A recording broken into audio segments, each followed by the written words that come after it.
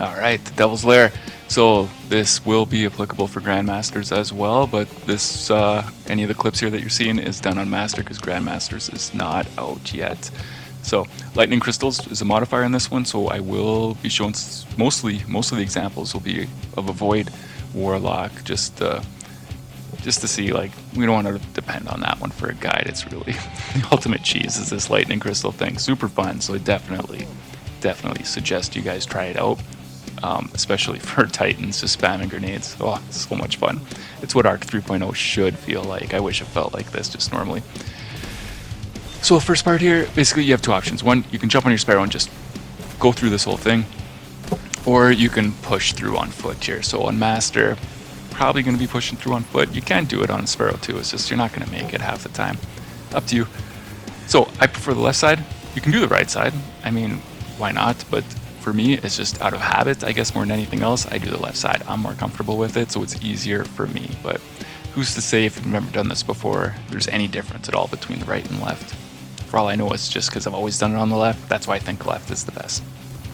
Who knows? So one thing to keep in mind on this one is there's solar shields, a lot of them because of hotknife on Master. You're not going to have that problem for Grandmaster, though hotknife will not be a modifier for Grandmaster. So hotknife is solar shields for Shanks, so don't worry about that. But there's some arc shields and void shields, so void shields for the boss room. So I don't normally suggest loadouts and that, because I think you should just use whatever's the most fun for you, because that's probably what you're going to perform better with anyways.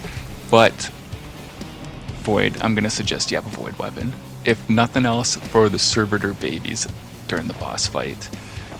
But up to you. Anyways, arc, I mean, definitely arc. There's an arc burn, so for sure you're going to be running arc anyways. And for Master, just remember all the Shanks are going to have solar shields this season anyways. So you see me speed through on the speeder there, or Sparrow, not a speeder, whoops. Pretty easy. You can do that on Master fairly easy. Grandmaster, you can still do it, it's just not as easy, that's all. Anyways, you'll get through here, you know, you'll kill a barrier, kill an overload, and then you're in the first checkpoint area, which starts with another barrier. So take out the barrier, he's going to boom the crap out of you. So farther away you are, the better for him, by all means. Remember, for those boomers, if you can get on high ground with them, it's easier to dodge their shots. So this part, see, when you're on the bridge here, that's where I like to do it, but if you're on the right hand side, you take all the shots. If you're on the left hand side by this crate, you know, you can just casually take out the snipers and the enemies there. So if you're struggling, left side, use the crate as cover. So after you get your ghost going on his little mission there, you got a couple options. One is you can meet the enemies at their spawn points. So not recommended for Grandmaster. I mean, I'm not going to be doing this for Grandmaster. So you meet them as they come out their doors. They come out the 3 on the right hand side there, and then they will come through a few dregs on the left hand door. Other option, you know, this is the one I used to always use way back in the day, like when I first did this one, is you can go up here, you can use this these containers as cover, but everyone's going to push you up there. Dregs, you're going to get so many arc grenades from dregs, and you're going to be almost fully open to sniper fire. Not quite, but of course the easiest place, and now everyone knows this spot, is you go far left down the tunnel. There's a crater, you have an oil tanker for cover, and then you can go far back past the crater even for even more cover. So by far the safest place. Plenty of room for a team 3, or just if you're doing it solo.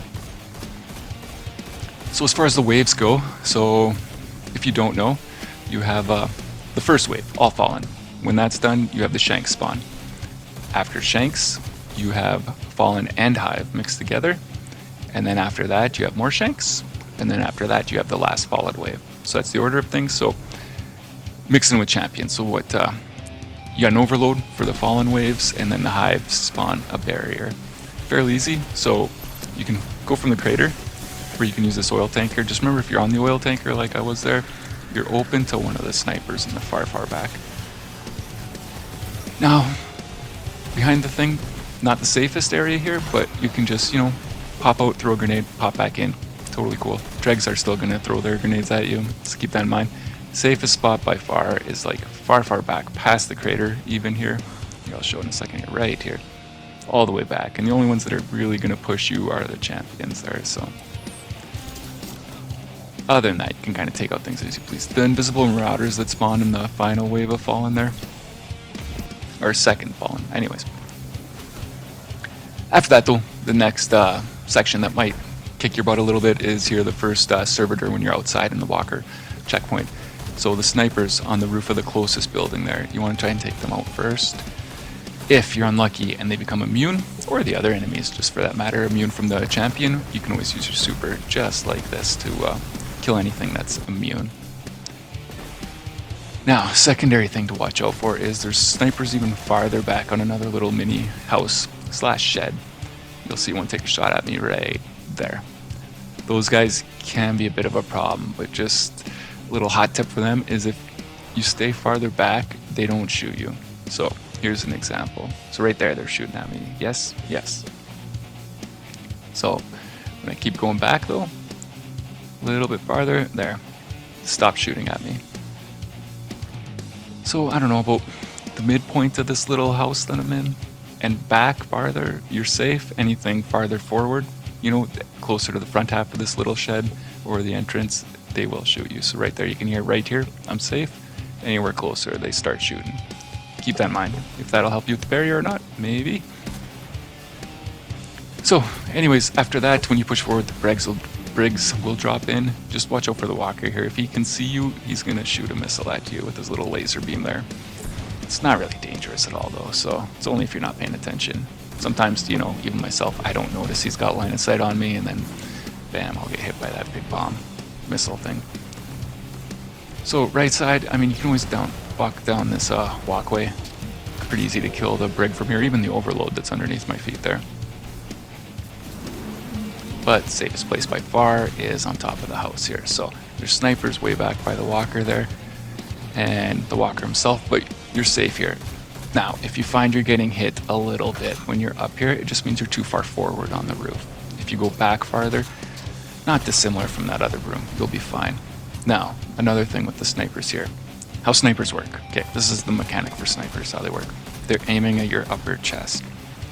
So if their angle on you can only see your head, they're gonna miss you. They might shoot at you, but they're gonna miss.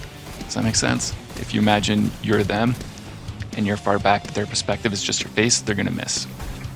So right about here, let's show an example.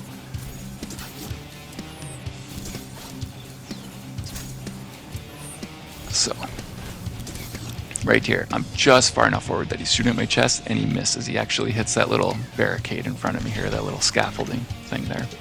So if I'm any closer, he's gonna have line of sight to my upper chest, so it's gonna hit. Does that make sense? All right, otherwise for this room, you know, you got you have barrier down in the center usually. Sometimes he goes up to the walker. You have an overload that spawns in, but then multiple more overloads are going to spawn in as you bring the walker's health down. Now you might be tempted to push the right side here because you're like, oh, I got this house and walls and it's covered, but nope, it's actually just like a kill zone. They'll all start shooting at you, they're tracking bullets, all that stuff, you'll get hurt. So it's much easier just to push from the left side here. Now all the overloads that have spawned in, all that, you can take them out with relative ease, you know, without getting swarmed by too many of the other ads here. You can just use this kind of pillar that's right beside me for cover and just kind of take them out relatively one at a time. I mean, they'll both push on you, but you should be okay. You're lucky that at least they're shooting their Florida Wolves guns, which are easy to dodge. Anyways, other than that, it brings you to the boss room. Boss room, a couple options. One is if you're on an easier setting, you know, you can hang out in lots of different places. When you get to Master or Grandmaster, you're kind of down to slim pickings for areas to hide. There's probably two. There's stairs in the far right corner there, which isn't as good as the building on the left-hand side right here. Kind of close, right behind me right now. Anyways, clear out the ads to get it started. Of course, you got the two champions there. These champions, I mean, just to get it started, you can do from the entrance room too. But anyways, after the ads are done, boss wakes up, do some damage, and then for me, myself, and 99% of everyone else in Destiny, we just hang out in this room. A few ads will push in, so it depends how you're playing. if you're hanging out by the entrance to the door, they will come in, but just sometimes this fallen captain, he's just pushy, he's got swords. He wants to get right up to you. So just be ready for him. Sometimes I'll get an exploder shank in, sometimes I'll get overload come in, but that's rare. But as long as you're in the back corner of this room, they should leave you alone. And you can, you're basically free just to kill the servitor babies to start the next wave. Or next boss damage phase anyways. Now as for ads here, you'll get waves of enemies in. After you kill them, they will stop coming until you do more damage to the boss. Just the shanks kinda, I feel like they just keep coming forever, so just keep that in mind. Anyways, so damage.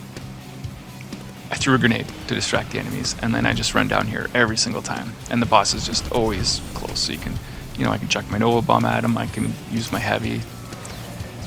And then that starts the final intermission here. So, before the start of the third phase, when his second round of babies is up, you know, you'll have the 2 overloads spawn in, all the other enemies. Again, you're relatively safe in this window here. If the overload makes himself available to me, and I can kill him from this window, I do it. If not, I kill all his babies except for one. The reason I leave one is I don't want the boss running around shooting at me in case I gotta go out there to get ammo or take out the overloads.